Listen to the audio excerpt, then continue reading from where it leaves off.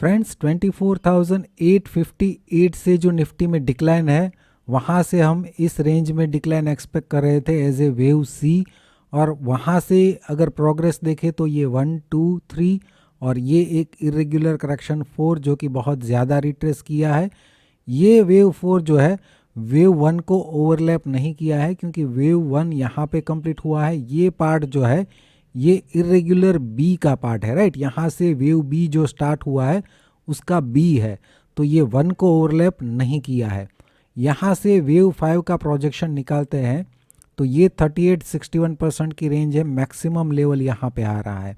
अब यहाँ पे देखिए ये 38% तो ऊपर ही आ रहा है। अब ये वेव 5 है तो एटलीस्ट इसके नीचे जाना चाहिए, क्योंकि ये इरेगुलर 4 बना है, राइट। तो लो है 23,460, एटलीस्ट इसके नीचे जाना चाहिए। आज यहाँ पे 23,530 के आसपास का एवरेज क्लोजिंग दिया है, तो अभी भी ये इसके नीचे जा सकता है, ऐसा हम बोल सकते हैं। अब ये वेव 5 का प्रोग्रेस जो है उसको हम देखेंगे दूसरे चार्ट में। यहाँ पे मैं दूसरे चार्ट में उस वेव 5 का काउंटिंग देखा हूँ, तो यहाँ पे 1, ये 2, ये 3 और वेव 4 के लिए हमने डिस्कशन किया था, पिछले 2 सेशन से हम करते आ रहे हैं। पहले यहाँ पे वेव 4 कंसीडर किया था, और ये वेव 5 का 1 और वेव 5 का 2 जो है वो अभी प्रोग्रेस में है, ऐसा हम बोल रहे थे। और इस पे इसके आसपास जाके वेव 2 जो ख़त्म हो सकता है, उसके बाद वेव 3 स्टार्ट हो सकता है। लेकिन ये रिट्रेसमेंट जो है ये नीचे ही जाता गया, लो को ब्रेक कर दिया और उसके बाद हमें बाउंस देखने को मिला है।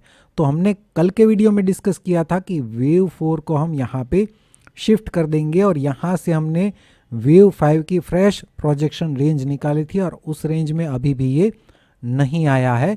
यहाँ से हम वेव 5 का डिक्लाइन एक्सपेक्ट कर रहे थे, राइट। तो यहाँ पे एक इरेगुलर 4 बन गया है, और वेव 5 का प्रोग्रेस अभी भी पूरा नहीं हुआ है। इमीडिएट मूव की बात करें तो ये जो है निफ्टी के लिए रेजिस्टेंस रेंज है 23,553 से लेके 23,585, राइट। ये रेजिस्टेंस रेंज है। इस रेंज को अगर ब्रेक नहीं कर पाता है तो यहाँ से फिर से हमें एक डिक्लाइन देखने को मिल सकता है, जो एटलीस्ट इसके नीचे जा सकता है। ये जो है मिनिमम प्रोजेक्शन लेवल है, इस रेंज में वेव 5 जो है वो कंप्लीट हो सकता है। अब ये लेवल की अगर मैं बात करूं तो बार बार लोग ये बोलते हैं कि आपके वीडियो में लेवल नहीं दिख रहा है। तो ये वीडियो जो आप प्ले कर रहे हैं वहाँ पे आपको यहाँ पे सेटिंग मिल जाएगा, वीडियो का सेटिंग। क्वालिटी में जाएंगे तो यहाँ पे बाय डिफ़ॉल्ट शायद ऑटो पे होगा। ऑटो मतलब आपकी इंटरनेट स्पीड के हिसाब से वो क्वालिटी सेट होती है, राइट। तो अगर आपकी इंटरनेट स्पीड जो है वो कम है, या फिर आप जो है नेट कम यूज़ कर रहे हैं बाय डिफ़ॉल्ट, तो ये नंबर्स आपको नहीं दिखेंगे, राइट। तो आपको ये सेटिंग में जाके या 720 या फिर 1080 कर देना होगा।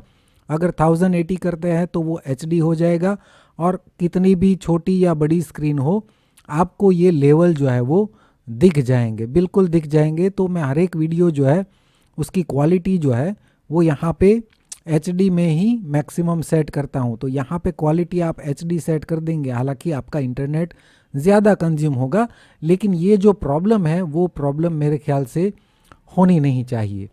फिर से हम यहाँ पे निफ्टी पे आ जाते हैं। निफ्टी में जैसा हमने डिस्कस किया, इमीडिएट मूव के लिए ये रेजिस्टेंस रेंज है, इस रेंज को ब्रेक नहीं कर पाता है तो एक और डिक्लाइन हमें निफ्टी में देखने को मिल सकता है। बैंक निफ्टी की अगर हम बात करें तो ये जो है वेव सी की प्रोजेक्शन रेंज, यहाँ से जो वेव सी स्टार्ट हुआ है उसकी ये प्रोजेक्शन रेंज है 100 to 123%, जिस रेंज में बैंक निफ्टी ऑलरेडी आ चुका है। कल जो है यहाँ पे जो लो बना था उस लो से हमने ये रिट्रेसमेंट रेंज निकाली थी, या इस तरीके से मैंने बात की थी कि इसके ऊपर ट्रेड करता है तो बैंक निफ्टी पॉजिटिव हो जाएगा।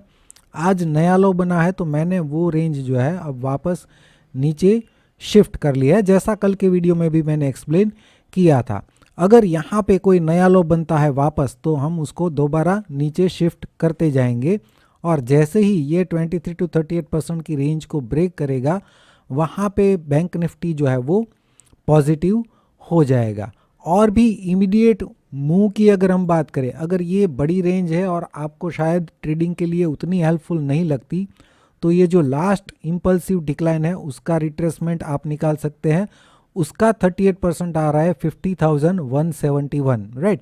तो इस लेवल को भी आप इनिशियली ध्यान में रख सकते हैं। दोनों रेंज नया लो बनता है तो नीचे की तरफ शिफ्ट होती जाएगी और इस रेंज को आपको ध्यान में रखना है। इन दोनों रेंज में अगर करेक्टिव बाउंस आता है तो उतना कॉन्फिडेंस नहीं आएगा, लेकिन इम्पल्सिवली ये 38% या ये 38% को ब्रेक करता है तो फिर वहाँ से आपको पॉजिटिव ट्रेड्स के बारे में सोचना होगा। इमीडिएट मूव के लिए यहाँ पे निफ्टी में ऑलरेडी मैंने एक्सप्लेन कर दिया है, ये रेजिस्टेंस रेंज है और अभी भी शायद इसके नीचे एक डिक्लाइन पेंडिंग हो सकता है।